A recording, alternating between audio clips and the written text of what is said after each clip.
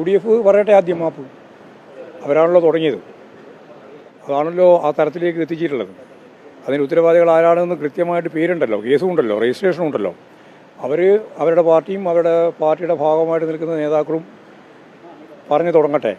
അത് സംബന്ധിച്ച് വിവരങ്ങൾ വരുന്നതിന് അടിസ്ഥാനപ്പെടുത്തിയിട്ട് ആവശ്യമായ നിലപാടുകൾ സ്വീകരിക്കും.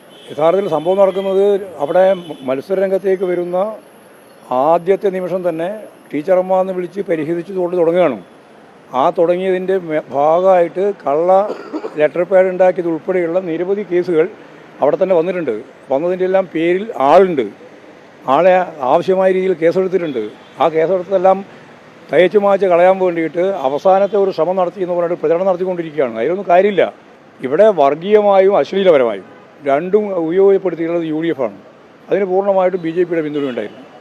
അതാണ് നടന്നിട്ടുള്ളത്. ആ നടന്ന കാര്യം സംബന്ധിച്ചിടത്തോളം നല്ലതുപോലെ പുനഃപരിശോധിക്കട്ടെ, അവർ തന്നെ പരിശോധിക്കട്ടെ. ആ പരിശോധിച്ച കാര്യം മനസ്സിലാവും. അതൊക്കെ വെച്ചുകൊണ്ടാണ് ഞങ്ങൾ ആദ്യമേ പറഞ്ഞത്, ഞങ്ങളാണ് LDF ഈ കാര്യം വന്നപ്പോഴും LDF ആണ് ആദ്യമായിട്ട് കേസ് കൊടുത്തത്. LDF ആണ് പരാതി നൽകിയത്. അതുകൊണ്ട് അതിൻ്റെ അകത്ത് ഞങ്ങൾക്കൊന്നും മറച്ചു വെക്കാനില്ല. ഇപ്പോൾ വല്ലാതെ രീതിയിൽ ഇങ്ങനെ പറഞ്ഞുകൊണ്ട് ഒരു കാര്യമില്ല. നിങ്ങളെല്ലാം ചർച്ച ചെയ്തിട്ടുണ്ട്. ഞങ്ങൾക്കതിൽ യാതൊരു പ്രശ്നമില്ല. ഞങ്ങളതിൻ്റെ ഗുണഭോക്താവല്ല.